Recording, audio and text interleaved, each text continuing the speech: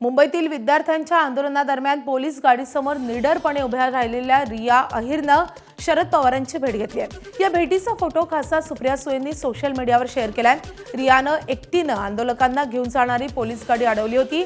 तिच्या धैर्याचं देशभरात कौतुक होत आहे। मात्र आता तिला जीवे मारण्याच्या धमक्या येत आहेत। फोटो आणि व्हिडिओ मॉर्फ करून तिची बदनामी करण्याचे प्रयत्न सुरू झालेत। हे अतिशय संतापजनक आणि दुर्दैवी आहे। केवळ सरकार विरोधी आंदोलन केलं म्हणून अशा पद्धतीने सूड उगवण्याचा हा प्रकार लोकशाही विरोधी आहे असं सुप्रिया सुळेंनी म्हटलंय। तसंच आपण तिच्या सोबत खंबीरपणे उभे असल्याचा विश्वासही त्यांनी दिलाय। याशिवाय रियाला त्रास देणाऱ्यांवर तातडीने कठोर कारवाई करावी अशी मागणी त्यांनी सरकारला केली आहे। अन्न आणि औषध प्रशासनाचे आयुक्त तुकाराम मुंढे यांनी राज्यभरातील तपासणी मोहिमेची माहिती दिली आहे। राज्यातील 1400 ठिकाणी अन्न पदार्थांची तपासणी करण्यात आली असून जवळपास 100 ठिकाणी ड्रग्ज संदर्भात कारवाई करण्यात आली आहे।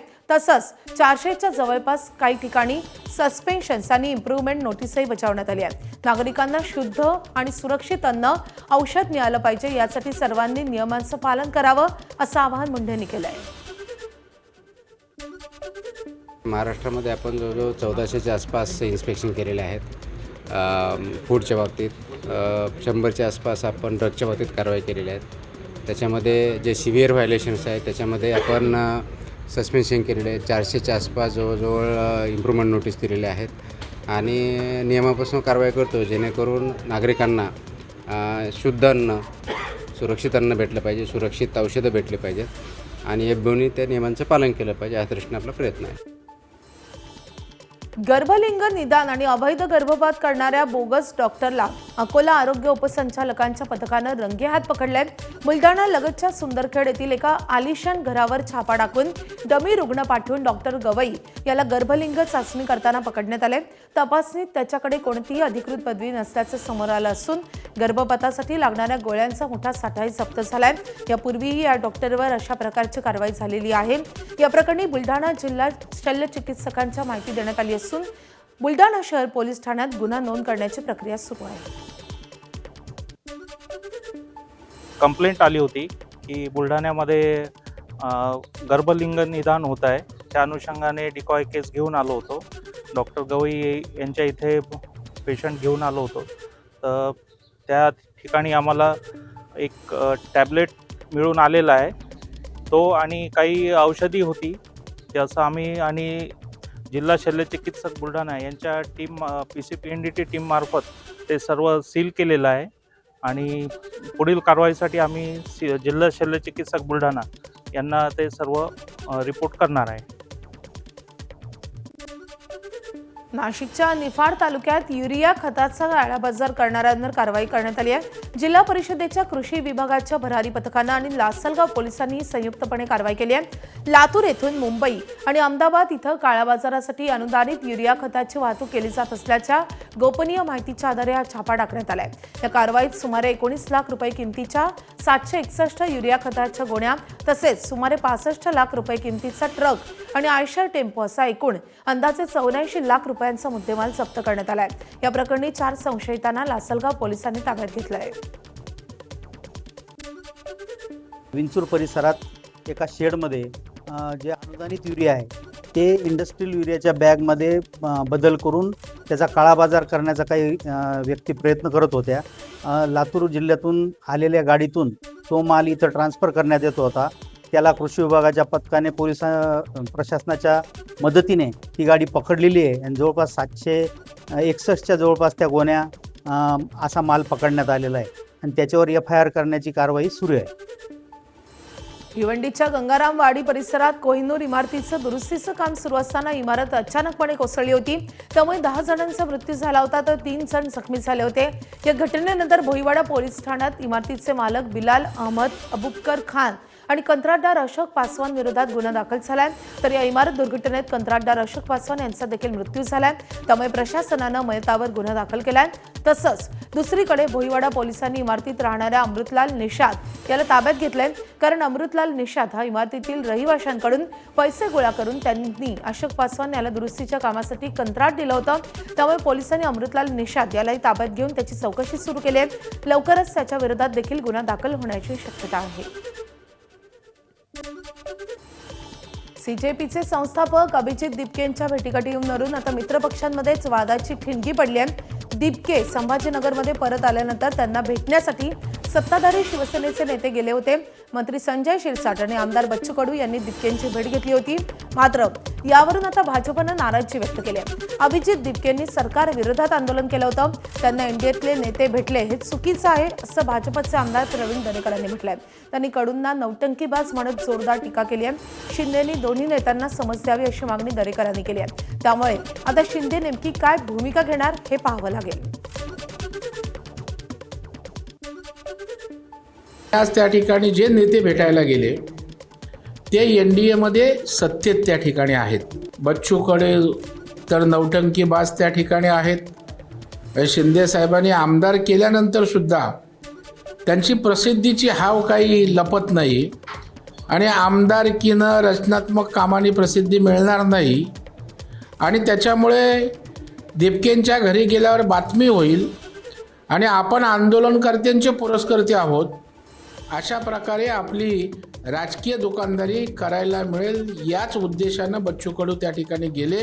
मला वाटतं दोन्ही नेत्यांनी अशा प्रकारे जाणं त्या ठिकाणी उचित नव्हतं असं माझं व्यक्तिशः मत आहे आणि या संदर्भामध्ये त्यांची पक्षाची भूमिकासुद्धा येणं आवश्यक आहे. निश्चितपणे एकनाथ शिंदे साहेब त्यांना योग्य समज देतील किंबहुना दिली असेल असा मला पूर्ण विश्वास आहे. पंतप्रधान नरेंद्र मोदींनी पुन्हा एकदा जेएनसीला साथ घातली आहे. शुक्रवारी रात्री इंस्टाग्रामवर मोदींनी व्हिडिओ शेअर करत आंदोलनादरम्यान शिवीगाळ करणाऱ्या विद्यार्थ्यांना माफ केल्याचं जाहीर केलंय.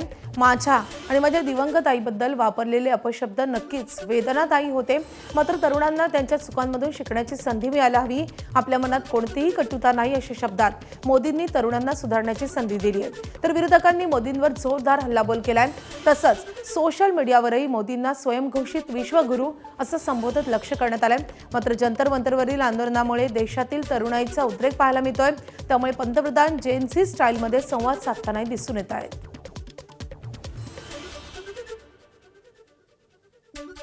विद्यार्थ्यांवरती ही वेळ ज्यांनी आणली त्या मोदीजींनी आणि अमित शहानी विद्यार्थ्यांची आणि विद्यार्थ्यांच्या कुटुंबियांची माफी मागितली पाहिजे. ज्या मुलांनी नीटच्या परीक्षेचा पेपर फुटला म्हणून आत्महत्या केली त्यांची पहिली माफी यांनी मागायला पाहिजे. आणि या भाषेची सुरुवात ही भाषा योग्य का अयोग्य हा मुद्दा आहेच, पण या भाषेची सुरुवात मुळामध्ये आपल्या देशात जे नमोरुग्ण आहेत, मी ज्यांना मनोरुग्ण तर ते आहेतच पण नमोरुग्ण आहेत त्यांना देईन. ज्या प्रकारचे व्हिडिओज आणि ज्या प्रकारची भाषा वापरली गेली ती अयोग्य आहे, मला मान्य आहे. मला पंतप्रधानांना फक्त एवढंच सांगायचंय, हे तुमच्या पक्षातल्या लोकांना पण सांगा.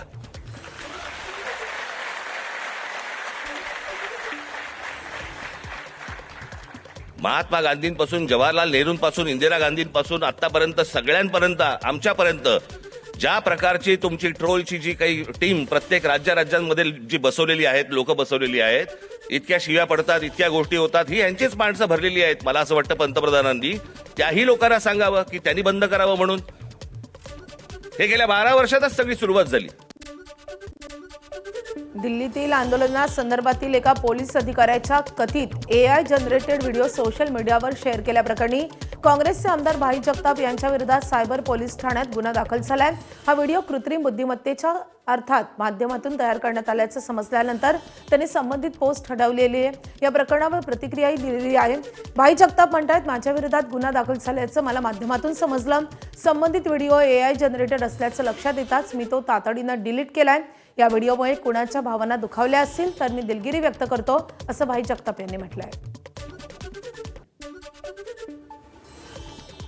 जेव्हा माझ्या हे लक्षात आलं की AI जनरेटेड आहे, तो आम्ही डिलीट सुद्धा केला. त्या व्हिडिओमुळे जर कोणाच्या भावना दुखावल्या असतील तर मला अजिबात त्याच्यामध्ये कमीपणा वाटणार नाही की जर भावना दुखावलेल्या असतील तर मी अगदी सॉरी म्हणेन त्या बाबतीमध्ये. मी त्या टेक्निकॅलिटीमध्ये जाणार नाही. नक्कीच आपल्या कायद्याच्या चौकटीत राहून त्याचं जे काही उत्तर द्यायचं आहे माझ्याकडे ती नोटीस आल्याच्या नंतर ते मी देईनच देईन. अलिबाग येथे आयोजित छत्रपती शिवाजी महाराज महसूल समाधान शिबिर अभियान आणि महसूल दिन कार्यक्रमातील प्रोटोकॉलच्या वादावरून राजकीय आरोप प्रत्यारोप सुरू झालेत। या कार्यक्रमादरम्यान खासदार सुनील तटकरे यांनी निमंत्रण आणि प्रोटोकॉलचा मुद्दा उपस्थित करत रायगड जिल्हा परिषद अध्यक्ष मंगेश वाकडीकर यांच्यावर नाराजी व्यक्त केली आहे। यानंतर महसूल मंत्री चंद्रशेखर बावनकुळे यांनी मंचावरून दिलगिरी व्यक्त करत माफी मागितली होती। या प्रकरणावर आता स्थानिक आमदार महेंद्र दळवी यांनी सुनील तटकरे यांच्यावर जोरदार टीका केली आहे। चांगल्या कार्यक्रमांमध्ये वाद निर्माण करणं हा तटकरे कुटुंबाचा गुणधर्म आहे। लोकांना कमी लेखून राजकीय फायदा घेण्याची त्यांची कार्यपद्धती आहे।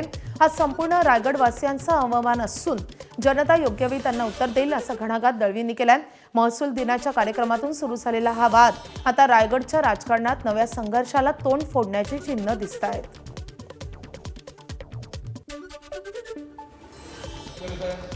गोगावताई तटकरताई सर्वांचा या ठिकाणी मी माफी मागतो विभागातर्फे की आमच्या विभागाने थोडी गल्लत केली आहे, पण यापुढे मात्र आमचा विभाग अशी कुठलीही गल्लत करणार नाही। आपल्या जिल्ह्याचा मान सन्मान, लोकप्रतिनिधीचा मान सन्मान प्रशासन पूर्ण राखेल। स्वतःचा कार्यक्रम असेल तर ते वेगळ्या परिभाषेत बोलणार, आणि असं जर कार्यक्रम कुठला असेल तर आम्ही कोणतरी आहोत की आम्हाला सगळं कळतं अशा आविर्भाषामध्ये त्याने ते वक्तव्य केलं, हे खरंच शोभनीय नाही आहे। हा तमाम रायगडवासियांचा अवमान असं मी नक्की सांगेल। तटकरेला ते खरंच शोभनीय अजिबात नाही आहे, परंतु तटकरे फॅमिलीचा एक तो गुणधर्म आहे की कुठल्याही चांगल्या कामामध्ये व्यत्यय आणून लोकांना कमी लेखणं हा त्यांचा गुणधर्म आहे, आणि मग त्यांचा तर कसा फायदा करता येईल या संदर्भातील रणनीती त्यांनी त्या मंचावर तयार केली, याचा तमाम रायगडवासी नक्की निश्चित करतील। तर याच कार्यक्रमात मंत्री भरत गोगावले यांनी मंत्रीपद सोडण्याची भाषा केली आहे। नेमकं काय म्हणतात गोगावले आपण पाहूयात। 2.5 वर्षाचं तुमच्या कालखंडामध्ये तेव्हा मंत्रिपद सोडणारा एकमेव आमदार असेल त्यावेळेला मंत्रिपद दिलं होतं का नाही विचारा। परंतु या गोरगरीब जनतेचा सेवक म्हणून आम्ही काम करतोय। जोपर्यंत तुम्ही मंत्रिपद द्याल तोपर्यंत आम्ही काम करू। ज्यावेळेला सांगाल, उद्या जरी सांगितलं शेठ तुम्हाला उद्या राजीनामा द्यायचा आहे, भरत शेठची तयारी आहे। लोकशाहीर अण्णाभाऊ साठेंच्या जयंतीनिमित्त बीडच्या परळीत कार्यक्रमाचं आयोजन करण्यात आलं होतं। या कार्यक्रमाला पर्यावरण मंत्री पंकजा मुंडे तसंच माजी मंत्री धनंजय मुंडेंनी हजेरी लावली। यावेळी पंकजा आणि धनंजय मुंडे या दोघांनी स्वतः काम केलेल्या खात्यांबाबत भाष्य केलंय।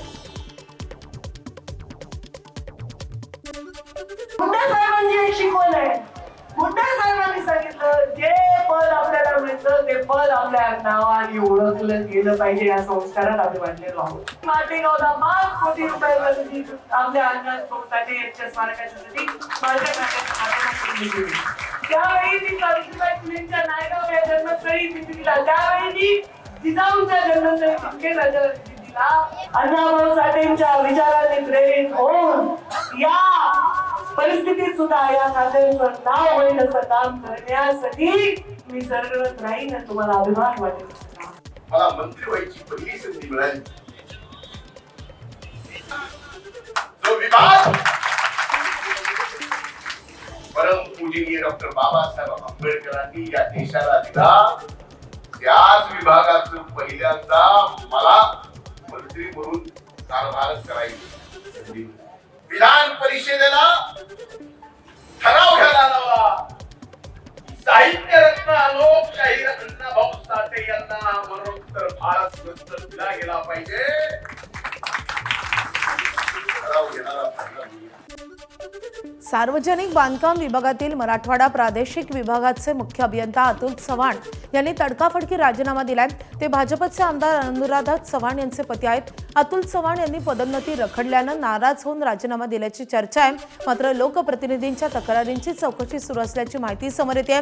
सार्वजनिक बांधकाम विभागातील सूत्रांच्या म्हणण्यानुसार अपेक्षित पदोन्नतीसाठी इतर अधिकारी रांगेत असल्यानं ती आताच मिळणं शक्य नव्हतं।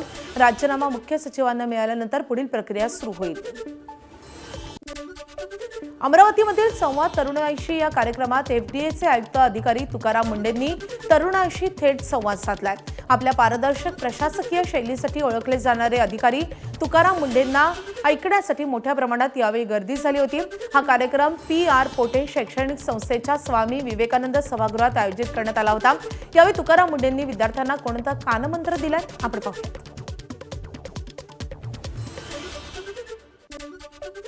आज मी तुमच्या समोर एक वरिष्ठ संधी अधिकारी म्हणून दिसतो। मला बऱ्याच उपमा दिल्या गेल्या, मला वाटत त्यासाठी कोणत्याही उपमेचं मी लायकी नाही आहे। ज्यावेळेस मी यशस्वी झालो 2005 त्याच्या अगोदरपासून म्हणजेच 1997, 1998, 1999 या 3 प्रयत्नामध्ये मी फक्त इंटरव्ह्यूपर्यंत पोहोचू शकलो होतो. यशाने अपयशाने खचून गेलो होतो. आणि म्हणून तुमच्या माझ्यासारखा विचार करताना आम्ही विचार केला की नाही, आता 2000 आपण इंटरव्ह्यू झालो, सिलेक्शन नाही झालं, म्हणून आपल्या हातात काहीतरी असावं म्हणून विचार करून परत MPSC दिली. आज फक्त सक्सेस दिसतंय. याच्या पाठीमागचे फेलियर्स, अपयश, याचा अभ्यास आपण कधी करणार आहोत का? इतिहासामध्ये असे बरेच अधिकारी आले, पदाधिकारी आले, नेते आले. किती जणांची नोंद आहे? महात्मा गांधी किती श्रीमंत होते?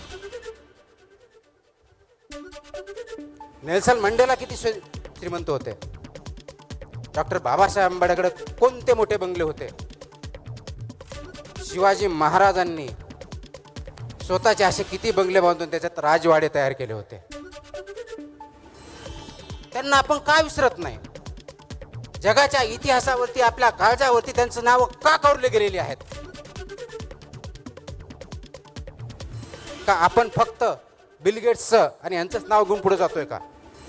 इमॅजिन करा, डॉक्टर बाबासाहेब आंबेडकरांनी आपल्याला लोकशाहीमध्ये प्रत्येकाला, ज्या कॉन्स्टिट्युएंट असेंब्लीने नेहरूपासून आंबेडकरापर्यंत सर्वजण होते, सरदार पटेल होते, मौलाना अबुल कलाम आझाद होते, या सर्वांनी जे कॉन्स्टिट्यूशन आहे त्यांनी प्रत्येकाला तत्कालीन 21 वर्षानंतर 18 वर्षाच्या वर त्याला प्रत्येकाला मतदानाचा अधिकार दिला. तो जर अधिकार नसता तर तुम्हाला आज आपल्याला हवं तसं शासन निवडता आलं असतं का? याचा विचार करा. मुंबईतील अस्वच्छतेवरून उच्च न्यायालयानं पालिकेच्या कामाबाबत नाराजी व्यक्त करत दट्ट्या दिल्यानंतर पालिकेने स्वच्छ मुंबईसाठी कठोर पावलं उचलली आहेत. आता उघड्यावर कचरा फेकल्यास, घाण केल्यास 200 रुपयांपासून 500 रुपयांपर्यंत दंड केला जाईल. यासाठी कचरा संवेदनशील ठिकाणांवर CCTVची नजर ठेवण्यात येणार असून घाण करताना आढळल्यास वॉर्डमधील पथकाकडून दंडात्मक कारवाई करण्यात येईल. सोमवारपासून सर्व 24 वॉर्डमध्ये याची कडक अंमलबजावणी सुरू करण्यात येणार आहे. अँटेलिया स्फोटक प्रकरणी आणि मनसुख हिरेन हत्या प्रकरणी अखेर आरोप निश्चिती करण्यात आली आहे. बडतर्फ पोलीस अधिकारी सचिन वाझे आणि एन्काउंटर स्पेशालिस्ट प्रदीप शर्मा यांच्यासह इतर आरोपींविरोधात आरोप निश्चित झाले आहेत. 5 वर्षांच्या प्रदीर्घ काळानंतर आरोप निश्चिती झाली आहेत. एकूण 10 आरोपींच्या विरोधात बेकायदेशीर कृत्य प्रतिबंधक आणि भारतीय दंड विधान कायद्याअंतर्गत आरोप निश्चित करण्यात आला आहे. त्यामुळे आता खटल्याच्या सुनावणीचा मार्ग मोकळा झाला आहे.